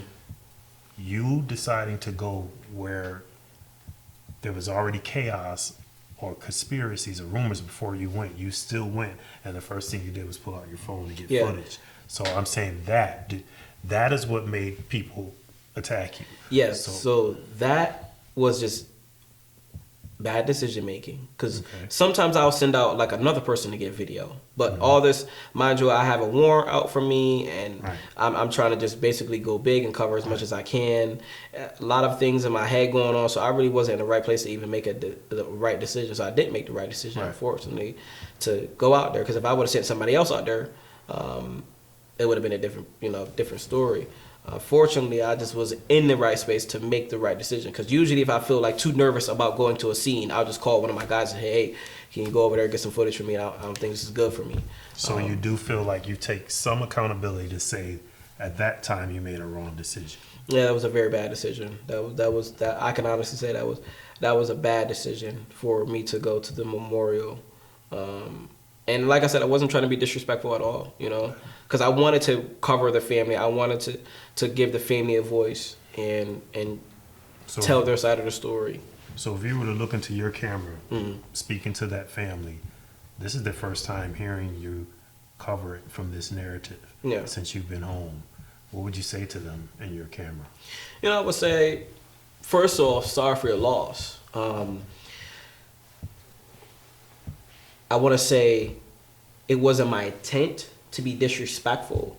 My intent was to make change and show not so much the bad side, but just really show our people, our community, that this is not us and this is not who we are. And so I know you're hurting still, and we can't go back in the past. I'm just hoping that you continue to support my platform even after all this happened. And I'm sorry for everything that has happened. And hopefully you do get justice and changes are made. Great. All right, lastly, we want to take us through the journey of prison. The day you take us first from the sentencing, how you felt when the judge on sentencing day gave you how much time you were going to do, and they took you away to begin that time. Well, first off, I want to go before sentences. I want to go a little bit before that. So when the judge, first off, I started out as a public defender, because usually the public defender's office does good, because I kind of use my status to kind of get a better deal, or they know that I'm not out here trying to be like a horrible person. I'm not out here just trying to commit crime and all this stuff. So I have to interrupt you saying that because you've committed crimes. Well, yeah, no, they don't. They know I'm out. Like, they know the judicial system don't look at you as right. Yeah. So what I'm saying is, for people who are confused, like, what is he talking about? So a lot of judges and people who work in our legal system know me, and they know my record. And what was explained to me, a lot of them know me. Like, I don't have no, like, I'm not out here just being devious. This is all after I committed my crime. This is after they was like, well, he's on the right path. He's trying to do the right thing. Okay. And so that's why I started out with a public defender. That didn't work out in my favor, because the judge that I had, Judge Doug Randall in Rochester, Monroe County Court, we went in and he was like, well, no bail, no release. And so I really wasn't a shocker to me, but just to hear it hurts. It hurts, because it's like, before that, he just released a guy who had got caught with three bricks of cocaine and stuff like that, and guy came back and was bragging about it. And so that hurt me because it's like, come on, for my type of violation, now you're giving me no bail release. You're not even give me myself a chance to get myself together, prepare for what you are gonna give me. So I went back, and I actually wasn't in Monroe County Jail. So they moved me to another county, Livingston County Jail, because the environment was unsafe for me to be in Monroe County Jail because a lot of people knew me and it could potentially get kind of dangerous. So they put me in protective custody where they had to drive me every day, every court session to and from court. So I had like an escort and everything, and it was very deep. Okay. But just to hear like him give me no bail release, and then he's offering me, he says, well, I'm not giving him any county time, which is max you can spend is about 8 months in Monroe County or any county jail. And he was like 2 to 4 years, and he better take it, and this is it. So when I heard that, I got a paid attorney. And my paid attorney, who had a closer relationship with the judge, was like, no, this seems like this is petty, this is minor stuff, we could probably get you some county time. The judge didn't care who my lawyer was, he was sticking to it. And he said if I continue to fight with the case, and if I go to trial with it, he's going to slay me with 3 to 7 years. So at that point, I was kind of in a bad position because they were also railroading me I got into a car crash too. They were railroading me and saying, well, if it's possible, if Judge Randall makes the decision to give me county time or give me a lower sentence, that they will then indict me on second-degree assault or first-degree assault for a car crash that was a car accident that happened in Gates. So I had no choice. I feel like I had no choice but to take the 2 years because I don't want to face prison time for a car accident that was truly an accident. And I know people I want to talk about that too a little bit too, because that kind of affected everything too, because the car crash was truly an accident. So what people don't know about the car crash is the video, because I was live streaming when I crashed, is the video only shows what happening inside of my car, because you can't see through the back window because I have it covered up. Because my car was so damaged, I was like tarping back on my vehicle. There was another vehicle that kind of pushed me into another vehicle, which caused an accident. So, the videos showed you specifically accelerating. So that's what people are confused at. There was no acceleration. I was actually hitting the brakes. But unfortunately, there was water under this bridge that kind of caused it to kind of speed up. And my engine, like my exhaust, also sounds louder because I have no exhaust. So it's kind of broken. So it sounds like I'm accelerating, but I'm actually holding the brakes, because I've never been in this position, in a position where I don't know how to stop a vehicle that's like when I'm getting pushed from behind. So, and me and this other vehicle, we're also fighting back and forth on trying to get into the lane. So that was just a bad decision. That was just horrible. So did you see the video? Yes. I watched it a few times. So if you saw the video like we did, yeah, I saw it myself as well. Would you say there was some animation going on at the time when you were in the car holding it and braking versus accelerating, but in your expressions, do you say that you saw some animation like laughter and some like... No, absolutely not. Because people can't see in the front. What I seen was a whole bunch of cars. No, I'm saying in the video, not what you saw on the scene. Oh, no, it looks crazy. No, my face, I mean, right, your face. So people don't understand like about feelings and stuff. Like, I could be laughing, giggling and stuff like that, but I could really be hurting. I could really be terrified. And that's what people don't understand. Like, sometimes I try to laugh off a lot of things or smile when a lot of things are not okay. Because that's what we saw. That's why I said to you. So it looks crazy, but that was just my face. Like I was scared. I didn't know what else to do. I knew that there was nothing else I can do. We're gonna crash. So that's why I made the face. And a lot of people don't understand, is not just for me, but just a human in general, is we make faces. We could be smiling or laughing or giggling, but we're really hurting or really scared. Mm-hmm. So that's where people don't understand. Maybe I might be giggling here and there, but I'm really terrified. I'm just scared or I'm hurting. You know what I mean? So, in a bad decision. So, they railroaded me with that and said, well, if he gets let out or gets short time by that judge, we're gonna indict him on that. And that was like, I think the max time or the time they were talking like 5+ years. And so I was like, well, I have to take these 2 years and just, Because someone was hurt in that accident, right? yeah, someone was hurt. Unfortunately, two people were hurt. One with like serious injuries. I think a broken nose. So if they're watching today, what would you say to them?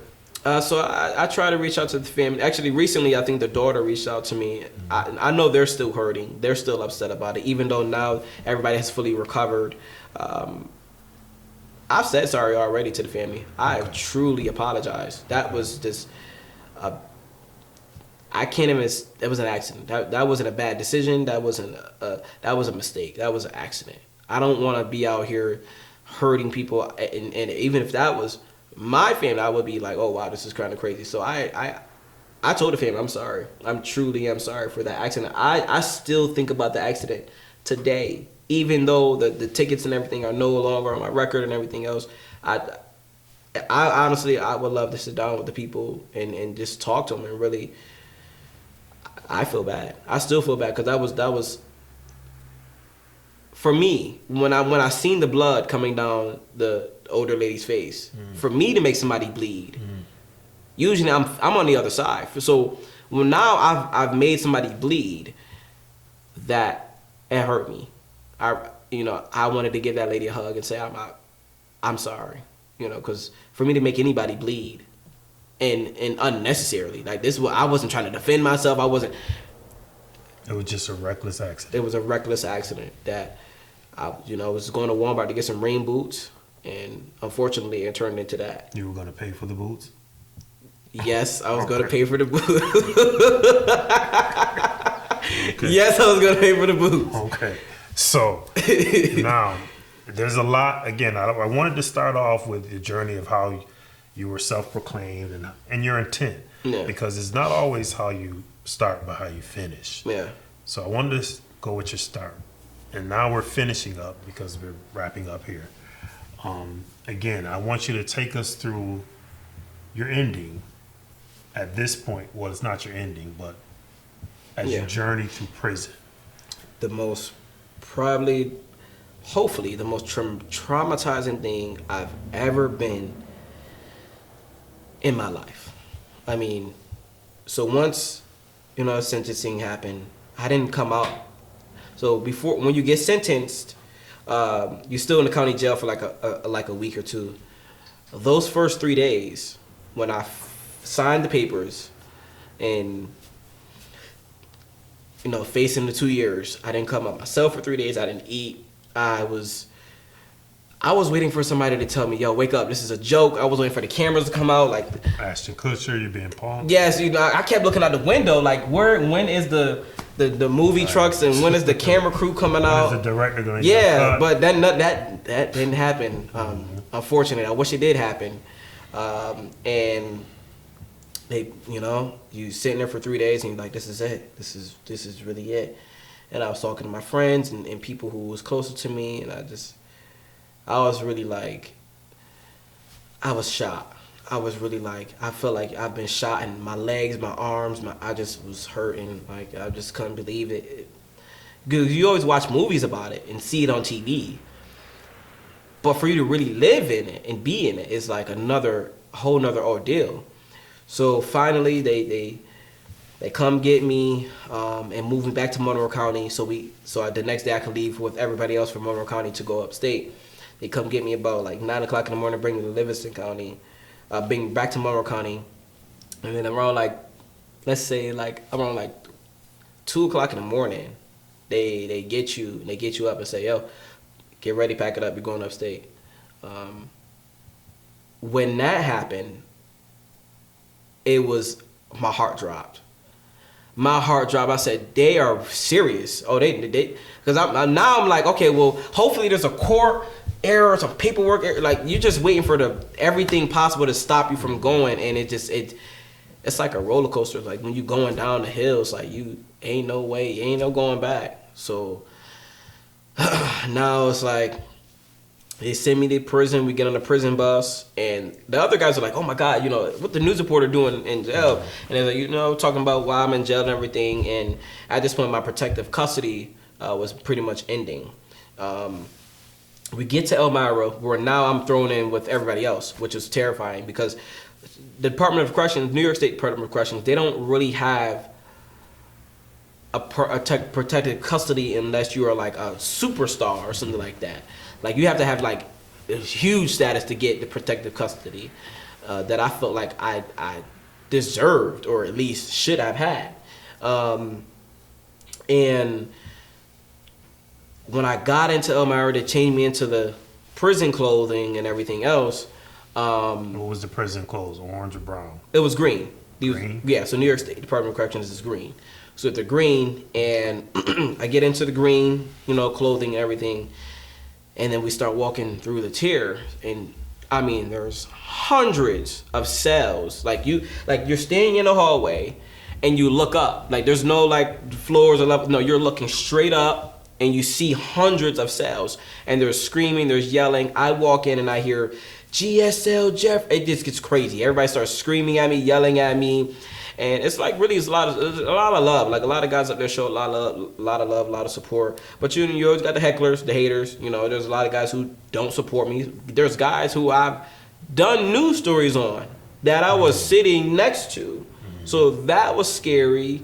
But a lot of them are cool. I actually got cool with one guy who I covered his whole court case. He had like possession of drugs and guns, and I covered his whole court case. He was like, "Yo, you know you covered my court case. You know you did a story on me, right?" And once he said, like, I'm sitting next to him at the mess hall table, which is mess hall, like, you know, cafeteria, and I'm sitting like, no, actually sitting across from him.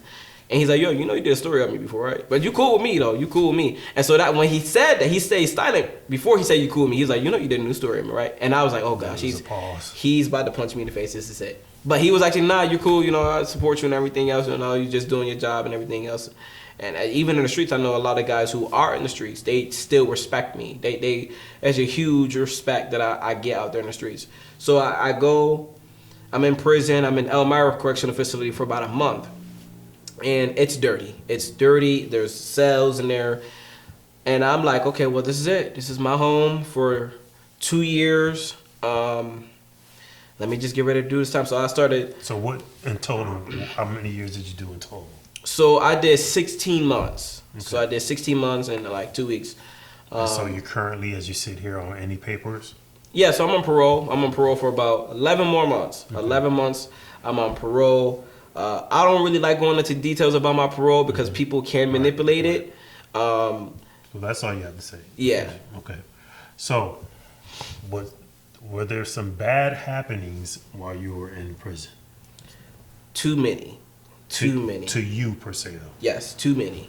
So, let's start with what's visual. Mm-hmm. So, if I turn your chair around to the camera here, I'm noticing a shank on your face. Yeah. Tell us what happened there.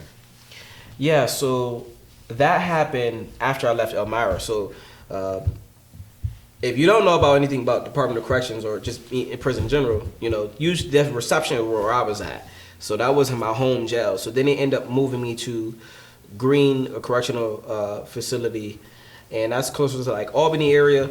And they moved me there. That's where a lot of younger people are around my age, who have committed, you know, series of crimes. And this is a medium, because the reception is a max. It's more kind of like, we're not messing around, you know, grown man timing.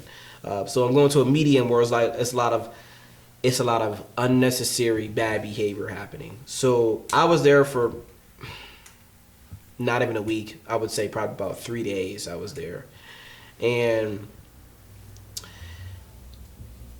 they moved me into a unit.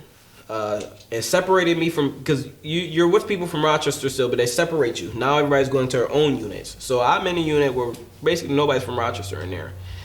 And I tried to get on the phone to call my mother to let her know I moved, I'm at this facility. They weren't having it. the gang members in there, like, you know, they was like, yo, you got to become a gang member and you got to ask permission.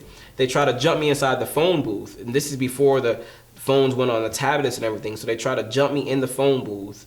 When you say try, they weren't successful? They weren't successful because the correction officers were watching. Okay. So then they called Chow, and which is Chow's like dinner, lunch, dinner, breakfast. So this was dinner. This was the last meal of the day. They called it right at that moment. So I was able to use that as an excuse of I'm going outside, to run outside and go to Chow. I go to Chow, but I noticed that there was some the gang members who don't leave the unit. They don't need to leave the unit. They have everything they got. So I was kind of paying attention to that, but I'm thinking it's not for me because I'm not none of the rules. I'm not none of the negative things that will get you hurt in prison. So they now leave Chow. We now all leave Chow. Now it starts snowing. Like there's like a blizzard happening. And that's when it happens. Boom. Cut me right in my face. And one individual? Yeah, one individual, but he was with more individuals who were, if I fought him, they would jump me. That's what they do. So you saw him walking up to you? I didn't see him walking up to me. He came up from behind me. Yep. Okay, he came up from behind me. I couldn't fully identify who it was because they were all in a group and they were planning on jumping to me if I fought anybody. And they had weapons and stuff like that I noticed. So I'm not even going to try because now I don't want you to stab and kill me. You know what I mean?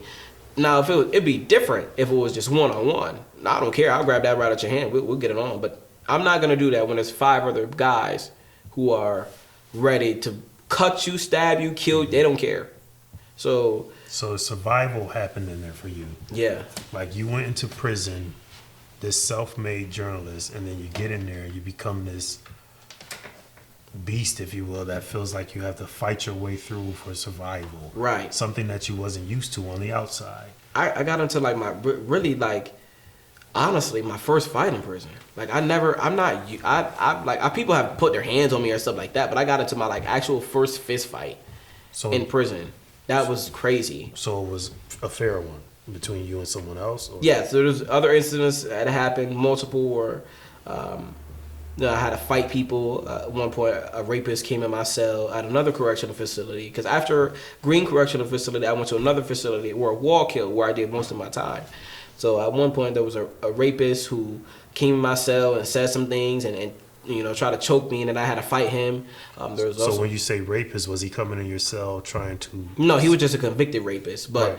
I guess, rumor has it he was trying to get close to me to, because he is a child rapist, and I kind of look young, like I'm a kid. So I guess that's why he gravitated towards me, and then he got upset once I cut him off and tried to come in my cell and choked me and then tried to beat me up, but it didn't work out in his favor. So when you say cut him off, once I found out his charges, because he was hiding that from me. So I found out his charges, and other guys was like, yo, he... So then I looked it up, and I'm like, nah, I gotta leave you alone, because in prison the rules are you stay away from the child molesters, the rapists. You stay away from them people, the rats or the people who tell or snitch or whatever.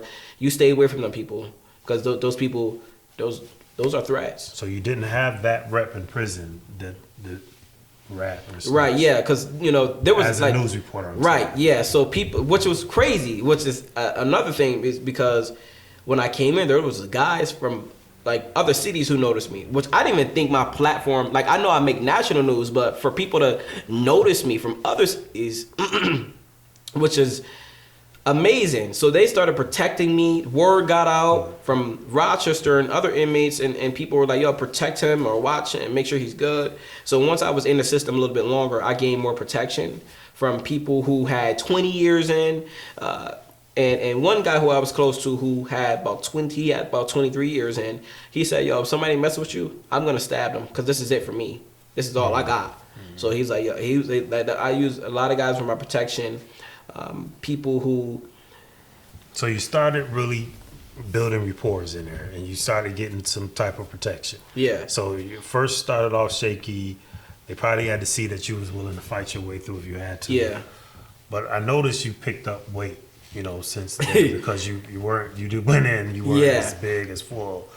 So what did you do? You decided that you're gonna start lifting, hitting the Yeah, gym? it was summertime was coming up. Summertime was coming up again after serving my wintertime in prison, and I was going out there a little bit in the winter, but ain't nobody picking up the metal weights in the wintertime. So I was like, I'm giving up. So then I kind of got motivated by a couple of guys from my city and New York City, and shout out to them. I'm pretty sure they don't want their names out there, but because some of them are still serving time. But shout out to them who really got me under them weights, because they wasn't. You're working out with grown men. So they were spotting you, right? So I'm used to being treated like a kid, a baby. Them weights got up under me, and I'm 100+ pounds. And they drop it. Listen, you want to play around? You want to come out here and work with us? You're going to work. We're grown men. We're going to work out with like a grown man. So there's plenty of times where I had to get the weight up off me. They'll walk and they'll just laugh at me. Like, you better get this weight off you. So that kind of motivated me. And I seen guys that were like huge. And I'm like, yo, I got to go home and look good, man. And I took my anger out. Like, there was a lot of frustration too. You're dealing with a lot of mental challenges too. There's nights I cried in there. I was sad in there. I was upset. A lot of decisions that happen in the outside world that were affecting me mentally. So I just took out a lot of my anger on the weights. I did a lot of reading. And one of the books that was one of my favorite books that I read in there is by Zachary Petty. And it was the essential, I think it was the Essential Guide to Freelance Writing. That was one of my favorite books. I read that 3 times. I actually recently read it again before I got out, and the book was so good I took it home with me. I took it home. The correction officers allowed me to take it home. Stephen A. Smith, I read his book. I read one of Oprah Winfrey's book. I even read some things about Elon Musk, Barack Obama, another reporter, I can't remember his name, another radio host. I read a lot of people who were kind of like no longer with us or still in the field or are coming up, who kind of had the similarities of becoming a journalist or a public speaker, because I wanted to learn off of what they were doing and possibly to build my business. So doing that as well. And closer towards me being released, or me getting closer to going home, I was moved out of Wallkill, which was that was like a sad day, but a refresher day. So they was like, yo, pack it up. I'm like, I guess I got approved for work release. Work release is where you go to work and then you come back to the correctional facility. So there was a strike that would happen that kind of pushed back everything. So which kind of delayed me going to work release. So Albany was trying to catch up. By the time I got to work release, I was getting ready to go home anyway and go to the parole board. So I do want to mention that too. There was a strike that was happening in there during my time. There was also a very serious situation where things was kind of shifting. So Robert Brooks, who was from Rochester, he was murdered in the prison system. And then after that, they all went on strike for more pay or the hours and whatever. It's all this. Peace, Robert Brooks, and all this love to his family. Yeah, all this happened at the same time, and so this also happened. All that happened around the same time that I was also beaten up by correction officers too. So they gave me my first black eye and busted my lip and everything. For what reason? All over because I guess they thought I had a piece of bread in my pocket. You can't take any food out of the mess hall, which a lot of guys end up doing because there's, maybe you can't afford it, or maybe you just came into the prison system so you don't have any money on commissary yet. So people use that to eat that at night, just to, get the hunger feeling away. And So how was your commissary? So my commissary was pretty good, honestly. My family supported me, but I was also working in prison. I had 2 jobs in prison, so that was good as well. And I was a hustler. I was a hustler too. So a popular thing that was going on in prison was I don't smoke cigarettes. I don't smoke, but you would sell them. No, I don't do any drugs. No, I don't do any drugs. I do go to the bar occasionally. Okay. I do go to the bar occasionally, but Time was running out. I was going to actually sell cigarettes. So I sold cigarettes and stuff like that and everything else, and kind of got my money from there and letting people put money in my account because they had surcharges and all that stuff. So, and then once I got moved to Orleans Correctional Facility, where I spent my rest of my time in the box. So I spent my time in the box because... Now, why were you in the box? I went to the box because people were threatening me. Now they're threatening me because now more people know I'm getting ready to go home. And because I'm popular, you can just look up anything about somebody on the internet and see when they're getting out or when they're going to parole board. So more threats became an issue. So they made the final decision, we're going to throw you in a box, where I spent about 2.5 months in the box, where I was released from being in the box. 2.5 months in the box. That's when you're isolated. Just by yourself. That's when you only come out for meals and showers. No, they're bringing everything to you. You don't come out. You only come out for showers. For wow. like a 10, maybe a 5-minute shower. There's no light coming in. You got a window, like a little window. That's it. So how was that mentally for 2.5 months? No, honestly, I loved it. I felt safe. I finally felt safe, where I can wake up every day and I know somebody's not going to jump on me. I felt extremely safe. That was my opportunity to do way more research now, because now I'm going home. Now I'm doing more preparation to go home. So, preparation in the box, you have access to an iPad in the box? Yeah, everybody has their own tablet. Okay. And so I was doing a lot of research on there and doing a lot of reading and everything else. And what does isolation look like? Is there a cot in there? There's a toilet? so you're on a bed, because all beds in the prison system are the same. The bed is about this you're on metal. So but the cot is just so thin. It's like, okay, you got to make it work. But I was so used to that. I was like, you just get used to it. So it's the same thing like general population. So those 16 months, as we wrap this up now, just as we well over 2 hours at this point, I know you have a lot to say. Yeah. But I know you also have your own platform, as well as you're coming out with a book, which you should say to be more detailed in your book. Yeah. That makes it interesting, and more people can go out and get this young man's book when he is done and is published, to get more details that we wouldn't cover here. So the lesson learned: 16 months, Yes. 2.5 of those in isolation, shanked from behind, head up fights. You had to get active in there. Rapists trying to attempt to come into your cell, and you had to cancel that. Like, you went through a lot in those 16 months. I went through more than the average person goes through in 5 years. Right. And that's just because of who I was, and people knew who I was, and I'm small, so yeah. So now, as I speak to you, I'm seeing all the crimes that you had. I shouldn't say all the crimes, but the crimes you've committed before that, that led you to that position. Yeah. What will we see from Geoffrey Rogers now? Let's first start with, will there be any crime? No, this is it. I'm done. The last crime in 2023 was it. Because I was already planning on retiring, whatever crime. I was like, I can't do this anymore, because I was nervous when I went into the store and took those games, and then now there's a warrant out there.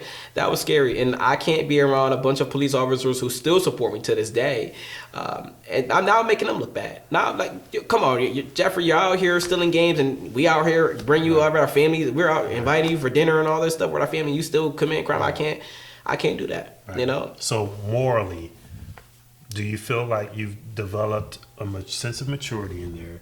And where's your moral compass as you sit here with me today? I feel matured. I know I've matured because people have started noticing it. I actually went out with a cousin and was invited to like an Airbnb party, and she was like, "Yo, you have calmed down so much. Calmed down so much. You've changed for the better. You've matured. You communication." And plenty of people are saying like you've matured. I'm human. I'm me, so I may not be able to see it too much, but I feel like I've really matured, and now like I've made decisions on people who I want in my life and who I don't want in my life, and how to talk to people better and how to communicate better. Even with running my business that's relaunching, I don't know when this is coming out, but February 2nd, now we actually pushed it up. February 2nd, that I'm actually relaunching my company, gather my sponsors that I need to gather, and getting this thing on the road. But this time, I feel like I can't say 2026 is going to be like the year, but it's definitely going to be a year for a lot of growth, a lot of positive things that are going to continue to happen. There's going to be ups and downs this year because that's just us being human, but this is going to be a year where I'm able to be free. And I'm no longer, after this year is over, will be on papers. So this year is going to be very exciting. And I also have a parole officer who is supporting me and wants to see me win. We're very communicative. She's allowed me to do what I want to do and get my job done without all the hecklers and the issues. So it's going to be a great year. And I believe you. I believe you. Not only do I believe you, I'm rooting for you, because I believe that in time, young people do make, some wrong decisions, even myself. I made wrong decisions myself at a certain age. But again, it's not applauding. It's not nothing that we should encourage, but it happens. Yeah. It happened to you. And I do hear in you the maturity. Yeah. I do hear the sincerity here. I feel you're very genuine. I just wanted to be able to use my platform to give you the narrative that you deserve, to tell your story, to hold you accountable, to even hear your accountability, to hear your growth, to also help rebrand you. And one of the things, if I can leave with you, that is very important, that I hope you take from me, is the integrity side. Yeah. I really want you to start embracing the integral side of reporting, and the integrity that you should carry at all times from this point forward, because you're 24 now. You're definitely an adult. And so at this age and going forward, I would hope that this interview with you and I, that would stick with you the most. Yeah. To make sure that you keep intact your morale. Because Yeah. journalists have a certain character to them that you still can build. I know this time, I know I've said this before, but I haven't said it like this. And it was never this situation where I'm finally free from all of my legal troubles. This time, this is going to be great. The second day I was home, I was on the phone, getting it done, and boots on the ground. And this time, people who want to see me succeed, they will see substantial growth. And I'm just excited what I have in store for them. And what I also want you to do is, not every invite doesn't deserve an RSVP. That's Sometimes true. you have to return to sender. Mm-hmm. That's what I've learned too. I watch you on the internet, and I feel you have to respond to every heckler online. Yeah. Part of your integrity is not giving those people that much Yeah. of your space. Well, even when they come to attack you, you're at an older age now, even if they're starting, right. You have to look like, you have to position yourself to be on the top shelf. Can I comment on that real quick? Mm-hmm. Honestly, though, I used to care a lot more, but I hate to say this, but prison has taught me now, like, you can't control what people say or do, or they're gonna have their opinions. So now this time around, like, I don't really respond back to nobody. Like, I don't honestly. You don't want to waste time responding. I don't care, because they're not like, who are you? Like, and most people that, like, I go on their pages and I look at them and I'm like, they're like 60 years old with no life, no family, nothing going on in their life. But yet you got this young 20-year-old. So now I just realized I got to do me. I got to do me for me, my family, and this community who wants true, unbiased, and wants to see a young man win. Every invite doesn't have to have an RSVP. That's true.